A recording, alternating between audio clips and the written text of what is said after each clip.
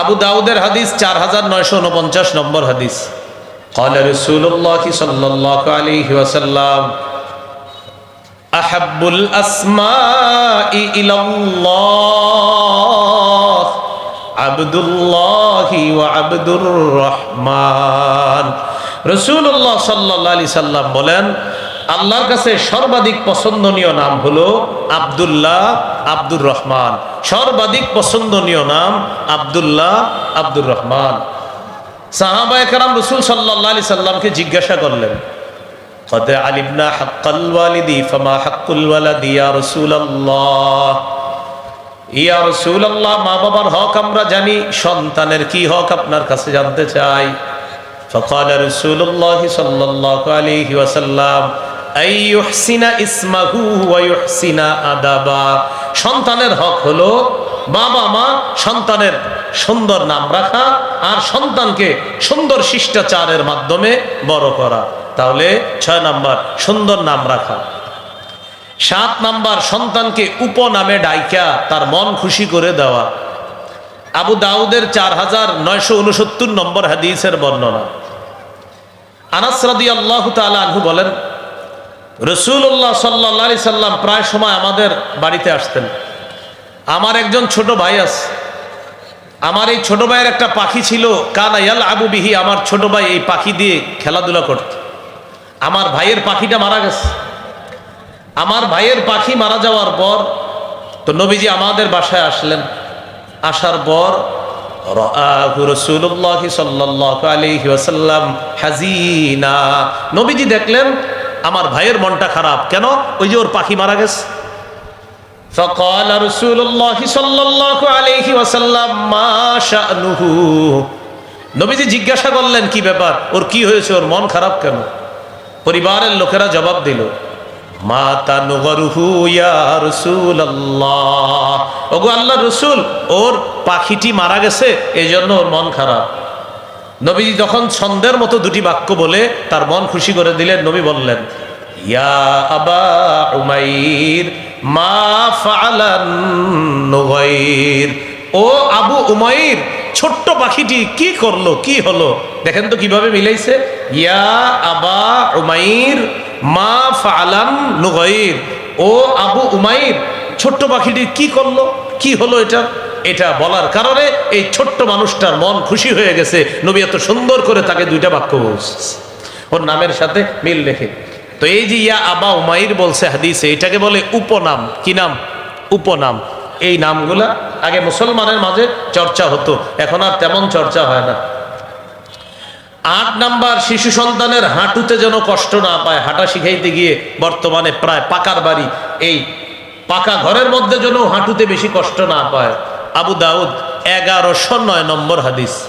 খতবানা রাসূলুল্লাহ সাল্লাল্লাহু আলাইহি ওয়াসাল্লাম فأقبل الحسن والحسين رضي الله تعالى عنهما। নবীজি মসজিদে জুমার খুতবা দিতেছে। নবীজির 2 নাতি হাসান হুসাইন রাদিয়াল্লাহু আনহুমা মসজিদে আগমন করছে। ইয়াসুরানি ওয়া ইয়াকুমান। নাতি 2 জন বারবার জমিনে পড়ে যায়, আবার ওঠে, আবার পড়ে যায়, আবার দাঁড়ায়। নবীজি কি করলেন? খুতবা বন্ধ করলেন। নাজালা, মিম্বর থেকে নামলেন। আখাযাহুমা, 2 নাতিকে কোলে নিলেন। সাইদা বিহিমাল মিম্বার, 2 নাতিকে নিয়ে আবার মিম্বরে গিয়ে উঠলেন।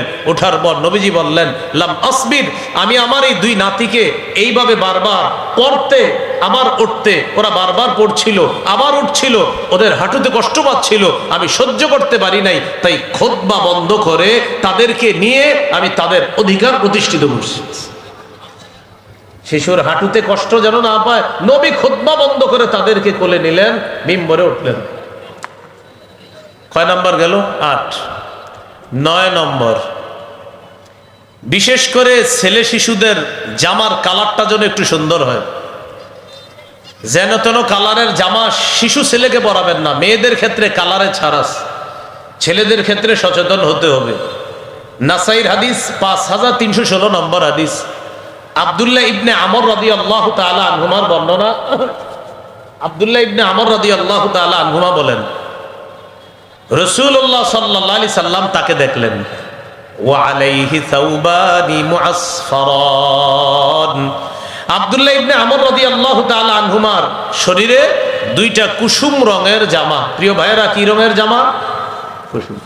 فقال رسول الله صلى الله عليه وسلم هذه ثياب الكفار فلا تلبسها। আব্দুল্লাহ, তুমি কি জামা পরছো? এগুলা কাফেরদের পোশাক, এগুলা আর পরবা না। লা তালবাসহা, আর পরিধান করবা না, খোলো এগুলা।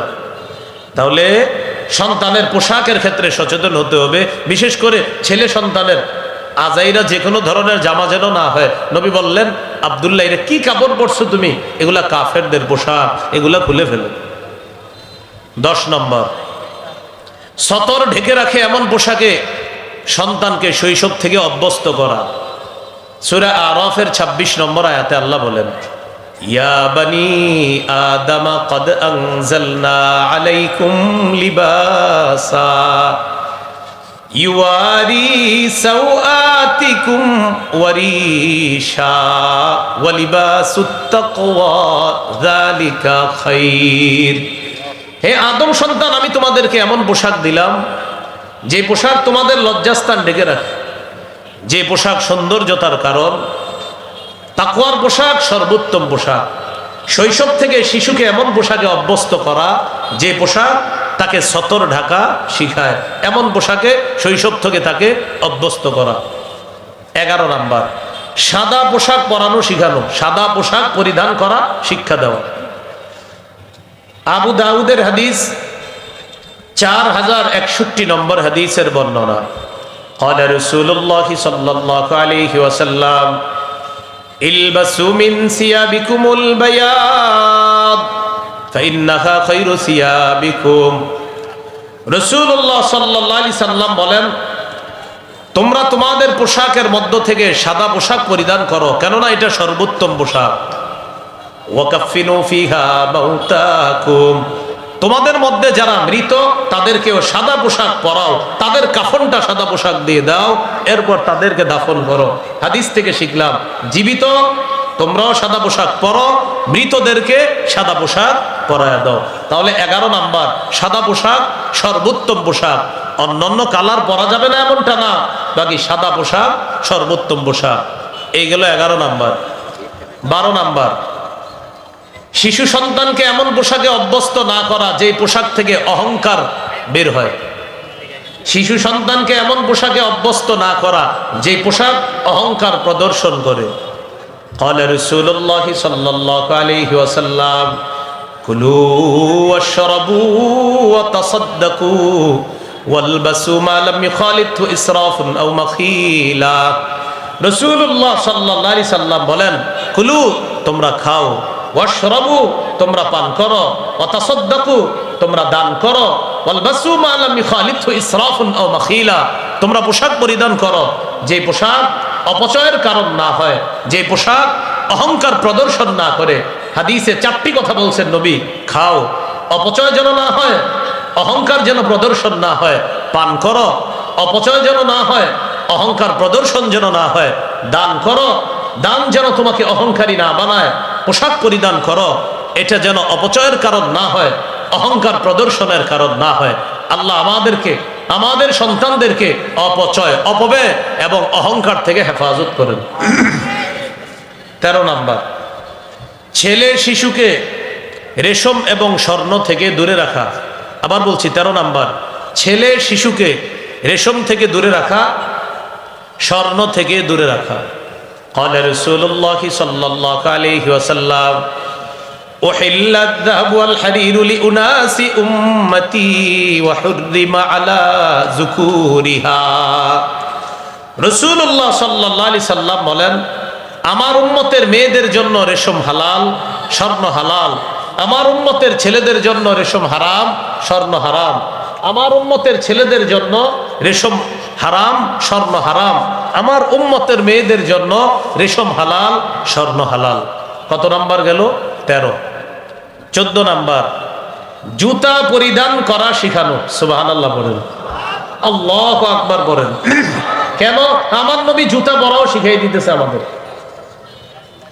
قال رسول الله صلى الله عليه وسلم লা তামশি ফি না'লিন ওয়াহিদ। রাসূলুল্লাহ সাল্লাল্লাহু আলাইহি সাল্লাম বলেন, এক পায়ে জুতা পরিধান করে তুমি হাঁটবা না। শিশুকে এক পায়ে জুতা পরিধান করে হাঁটানো যাবে না। বুখারীর বর্ণনা আছে, লিউনইলহুমা জামিআ আও লিহফিহিমা জামিআ, হয়তো দুই পায়ে জুতা রাখবে, না হয় দুই পা খালি রেখে হাঁটবে। বাস্তবিক অর্থে এক পায়ে জুতা রেখে হাঁটলে অ্যাক্সিডেন্টের সম্ভাবনা, কারণ পা উঁচা নিচা হয়ে যাবে। তাই শৈশব থেকে সন্তানকে দুই পায়ে জুতা পরিধান করানো, এটা শিখিয়ে দেওয়া, এক পায়ে যেন জুতা পরিধান না করে। এই হাদিসে আরো আসছে, রাসূলুল্লাহ সাল্লাল্লাহু আলাইহি সাল্লাম বলেন, ওয়ালা তাদা ইহদা রিজলাইকা আলাল উখরা ইযা ইসতালকাইতা, তুমি যখন চিত হয়ে শুইবা তখন এক পায়ের উপর আরেক পা রাখবা না। আবার বুঝেন, চিত হয়ে যখন শুইবা এক পায়ের উপর আরেক পা রাখবা না। যদি দেখেন শিশু চিত হয়ে শুয়ে আছে, ও যেন এক পায়ের উপর আরেক পা না রাখে, এইভাবে রাখলে আস্তে সরায়া দিবেন। এই গেল 14 নাম্বার, জুতা পরা শিখানো।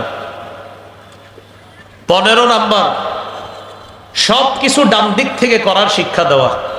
সহিহ বুখারীর 168 নম্বর হাদিস, আয়েশা সিদ্দিকা রাদিয়াল্লাহু তাআলা আনহার বর্ণনা, তিনি বলেন, কানা রাসূলুল্লাহ সাল্লাল্লাহু আলাইহি ওয়াসাল্লাম ইউজিবুহু আত-তায়াম্মুনু ফিত তানাউলি ওয়াত তারাজ্জুলি ওয়া তুহুরিহি ওয়া ফি শানিহি কুল্লি। রাসূলুল্লাহ সাল্লাল্লাহু আলাইহি সাল্লাম সবকিছু ডান দিক থেকে করা পছন্দ করতেন। ফিত তানাউলি, জুতা পরা, ওয়াত তারাজ্জুলি, মাথার চুল আঁচড়ানো, ওয়া তুহুরিহি, পবিত্রতা অর্জন করা, অফি শানিহি কুল্লি, সবকিছু ডান দিক থেকে করা পছন্দ করতেন। শিশুকে শিখাবেন, ওরে দিবেন, ও একটা জিনিস এইভাবে দিবেন, ও বাম হাত দিলে বলবেন না ডান হাত, এইভাবে আরেক দিন দিবেন, বাম হাত দিলে বলবেন না ডান হাত। এইভাবে ও একদিন কি করবে জানেন, ও বাম হাত দেওয়ার পরে ও নিজে মাথা নাড়াবে, নিজে নিজে মাথা নাড়াবে। ওর মস্তিষ্কে আল্লাহ বসায়া দিবে যে না, ডান বাম এই দুইটার ইসলামে গুরুত্ব আছে, ডানের গুরুত্ব বামের চেয়ে বেশি। শিশুর মস্তিষ্কে এটা আল্লাহ বসায়া দিবে। কত গেল? 15। 16 নাম্বার, শিশুকে তাওহীদ শিক্ষা দেওয়া। প্রিয় ভাইয়ারা, কি শিক্ষা দেওয়া? তাওহীদ। সবাই একটু তাওহীদ শিখি, বলেন আল্লাহ এক, তিনি অমুখাপেক্ষী, তিনি জন্ম দেন না, তিনি জন্ম নেন না, তার সমকক্ষ কেউ নাই। আল্লাহ তাআলা সৃষ্টির মুখাপেক্ষী নন, সময়ের মুখাপেক্ষী নন, স্থান কালের মুখাপেক্ষী নন। জোরে বলেন, বরং সৃষ্টি, সময়, স্থান, কাল, আরশ, কুরসি সব আল্লাহর মুখাপেক্ষী। এইভাবে তাওহীদ শিক্ষা দেওয়া। তিরমিজির হাদিস 2516 নম্বর হাদিস, 2516 নম্বর হাদিস, রাসূলুল্লাহ সাল্লাল্লাহু আলাইহি সাল্লাম আব্দুল্লাহ ইবনে আব্বাস রাদিয়াল্লাহু তাআলা আনহুমাকে আল্লাহর ব্যাপারে কি সুন্দর শিক্ষা দিতেছে দেখেন। ইহফাজিল্লাহ ইয়াহফাজকা, আব্দুল্লাহ তুমি আল্লাহর বিধিবিধানগুলো রক্ষা করবা, আল্লাহ তোমাকে রক্ষা করবে। ইহফাজিল্লাহ তাজিদহু তুজাহাকা, আব্দুল্লাহ তুমি সদা সর্বদা আল্লাহকে স্মরণে রাখবা, বিপদে আপদে আল্লাহ তাআলা তোমাকে সাহায্য করবে।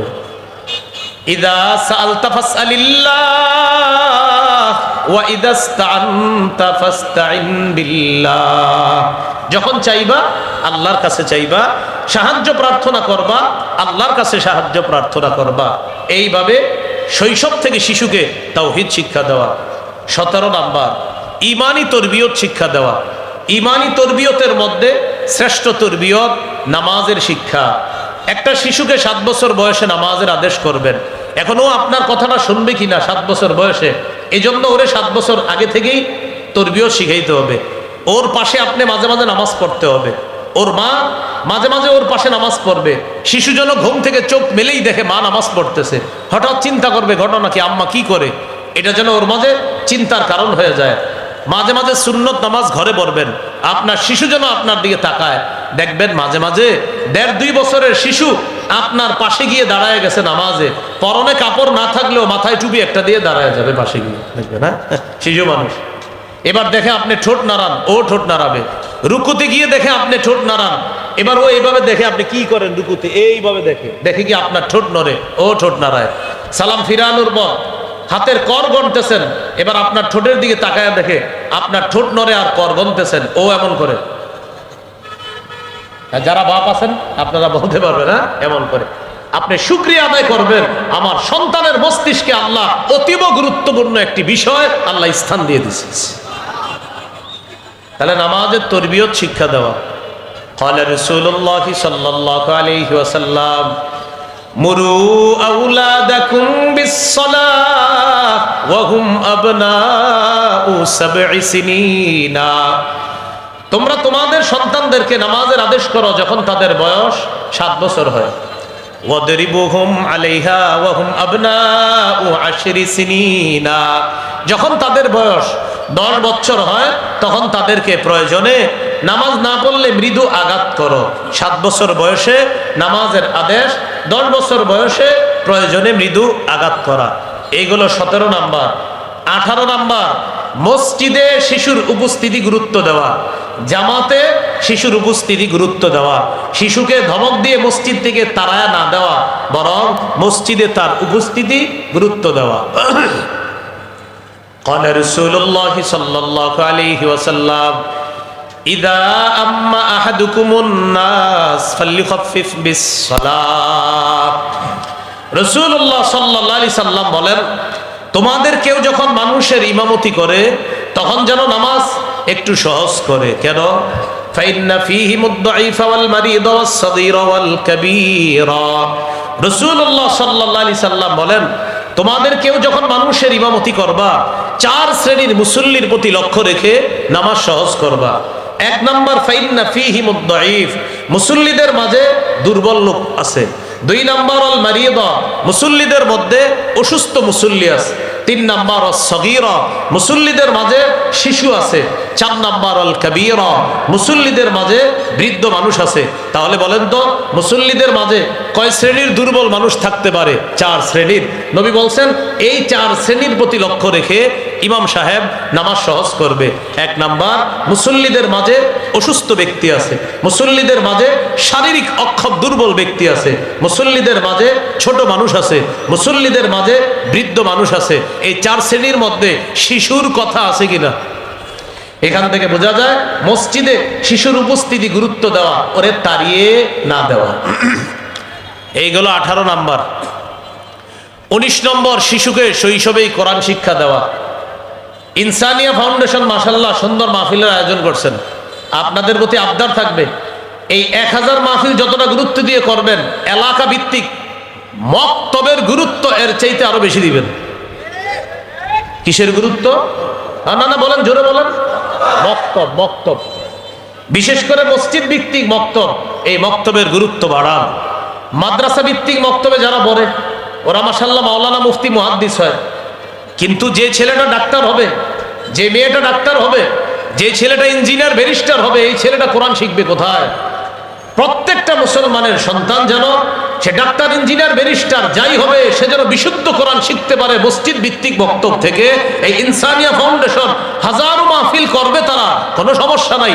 এর চাইতে বেশি গুরুত্ব দিবে এলাকা ভিত্তিক, মসজিদ ভিত্তিক এই মক্তবের গুরুত্ব দিবে, যেখানে সব মুসলমানের শিশুরা, মেয়েরা এসে পড়াশোনা করতে পারবে। এটার গুরুত্ব বাড়াতে হবে। আল্লাহ এর চাইতে বেশি প্রতিদান দান করবে। কথা কি বুঝে আসছে? মসজিদ ভিত্তিক মক্তব আগে 150-200 ছাত্রছাত্রী হইতো, এখন হুজুর সকালে বলে মক্তবের ছাত্রছাত্রীরা মক্তবে চলে আসো, বলে না? বইলাও আনা যায় না। তাহলে 19 নম্বর, কোরআন শিক্ষা দেওয়া। তিরমিজির হাদিস, 2909 নম্বর হাদিস, قال رسول الله صلى الله عليه وسلم خيركم من تعلم القرآن وعلمه। রাসূলুল্লাহ সাল্লাল্লাহু আলাইহি সাল্লাম বলেন, তোমাদের মধ্যে সর্বোত্তম ওই ব্যক্তি যে কোরআন শিখে অন্যকে শিখায়। তোমাদের মধ্যে সর্বোত্তম ওই ব্যক্তি যে কোরআন শিখে অন্যকে শিখায়। এই হলো শৈশবে কোরআন শিক্ষা দেওয়া। 20 নম্বর, শিশুর সাথে খেলাধুলা করা। বলেন তো একটু সবাই, কি করা? খেলাধুলা করা। এই বাক্সটা বাসায় যখন থাকেন ওই বাক্সটা আর বেশি চালায়েন না। ওই যে একটা বাক্স আছে না, এটা ঘরে থাকলে এটা ডয়ারে রেখে দেন। ছেলেরে মেয়েদের সাথে একটু খেইলেন, বাচ্চাদের সাথে একটু খেলাধুলা করেন। আপনি এত ব্যস্ত মানুষ, অফিস থেকে আইসা তখনও বলেন, এই সারাদিন অফিসে ছিলাম, ওদেরকে একটু সামলাও তো, তুমি ব্যস্ত আছি। না, আপনি অনেক ব্যস্ত, বাচ্চাদের সাথে একটু খেলাধুলা করেন। ইবনে মাজার 144 নম্বর হাদিস, হাদিসটা মন দিয়ে শোনেন, দেখেন কে কার সাথে খেলে। রাসূলুল্লাহ সাল্লাল্লাহু আলাইহি সাল্লাম কয়েকজন সাহাবী সহ বের হয়েছে এক সাহাবীর বাসায়, দাওয়াতের উদ্দেশ্যে বের হয়েছে। এক সাহাবীর বাসায় দাওয়াত খাবে। হঠাৎ দেখে হুসাইন নিয়াল আবু ফিস সিক্কা, ছোট নাতি হুসাইন রাদিয়াল্লাহু তাআলা মদিনার গলিতে খেলতেছে। সুবহানাল্লাহ। যেই মাত্র নাতিকে দেখছে, নবীজি কি করলেন? সবার সামনে গেলেন। যাওয়ার পর হুসাইন রাদিয়াল্লাহু তাআলা আনহুকে ধরার জন্য নবীজি চেষ্টা চালাইতেছে। যেই মাত্র নাতি তার নানাকে দেখছে, ইয়াফিরুল গোলাম হা হুনা ওয়া ইয়াফিরু হা হুনা। হযরত হুসাইন একবার এদিকে পালায় আর একবার এদিকে পালায়। নানা ধরার জন্য এদিকে যায়, আবার এদিকে যায়। পৃথিবীর শ্রেষ্ঠ নানা শ্রেষ্ঠ নাতির সাথে খেলতেছে। ইউলাইবু, নবীজি তার নাতির সাথে খেলতেছিলেন। ওয়া ইউদাহিকু, তার সাথে হাসাহাসি করতেছিলেন। হযরত হুসাইনও নানারে ধরতে দিতেছে না। একবার এদিকে যায়, নানাও ধরতে যায়, আবার এদিকে যায়, নানাও ধরতে যায়। এক পর্যায়ে নবী ধরে ফেললেন। কি করলেন? এক হাত দিয়ে এইভাবে এক হাত থুতনির নিচে রাখলেন, আরেক হাত মাথার তালুতে রাখলেন। রাখার পর নবী বললেন, হুসাইনুন মিন্নি ওয়া আনা মিন হুসাইন। হুসাইন আমার থেকে, আমি হুসাইনের থেকে। আহাব্বাল্লাহু মান আহাব্বা হুসাইনান, যে হুসাইনকে ভালোবাসলো আল্লাহ তাকে ভালোবাসে। তাহলে কে কার সাথে খেলছে? এই জন্য বাচ্চাদের সাথে ঘরে একটু খেলাধুলা করেন, তাহলে ওরা এই ইলেকট্রনিক আসক্তি হবে না ওদের। কয় নাম্বার গেল? 20। 21 নম্বর, শিশুকে মহব্বত করা, ভালোবাসা। বাচ্চাকে ভালোবাসেন যে, এটা মাঝে মাঝে আল্লাহরে বলবেন, আল্লাহ আমি আমার মেয়েটাকে খুব ভালোবাসি, আমার ছেলেটাকে খুব ভালোবাসি, এটা আল্লাহকে বলবেন। বুখারীর বর্ণনা 5884 নম্বর হাদিস। রাসূলুল্লাহ সাল্লাল্লাহু আলাইহি সাল্লাম একদিন বাজার থেকে আসলেন।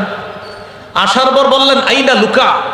লুকা এটা আরবি, এটার বাংলা হলো হ্যাংলা পাতলা শিশু। নবী আয়েশা বলতেছে, আমার হ্যাংলা পাতলা শিশুটা কোথায়? আমার ভাইটা কোথায়? আমার নাতি কোথায়? মানে হলো হযরত হাসান, উনি একটু হ্যাংলা পাতলা ছিলেন। তো বললেন, লুকা কোথায়? লুকা অর্থ হলো হ্যাংলা পাতলা শিশু।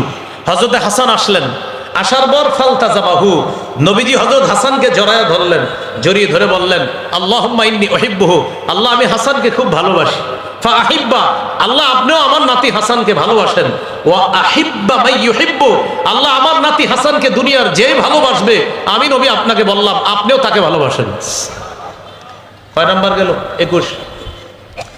22 নাম্বার, শিশুকে রানে বসানো। রানে রানে এইভাবে রানে বসাবেন, শিশুকে রানে বসায়া আদর করবেন, ছোট্ট মানুষ। সহিহ বুখারী 6003 নম্বর হাদিস। উসামা ইবনে যায়েদ রাদিয়াল্লাহু তাআলা আনহুর বর্ণনা, তিনি বলেন, কানা রাসূলুল্লাহ সাল্লাল্লাহু আলাইহি ওয়াসাল্লাম ইয়াখুযুনি ওয়া ইউকঈদুনি আলা ফাখিযিহি ওয়া ইউকঈদুল হাসানা আলা ফাখিযিহিল উখরা। উসামা রাদিয়াল্লাহু তাআলা আনহু বলেন, নবীজি আমাকে ধইরা এক রানে বসাইতেন, আরেক নাতি হাসানকে আরেক রানে বসাইতেন। মনে রাখবেন, উসামা রাদিয়াল্লাহু তাআলা নবীজির পালক পুত্র যায়েদ বিন হারেসার ছেলে, সেই হিসাবে নবী হয় উসামার দাদা, আর হাসান রাদিয়াল্লাহু তাআলা আনহুর নানা। তাহলে এক রানে দাদার নাতি, আরেক রানে নানার নাতি, এই দুই নাতিকে দুই রানে বসাইছে।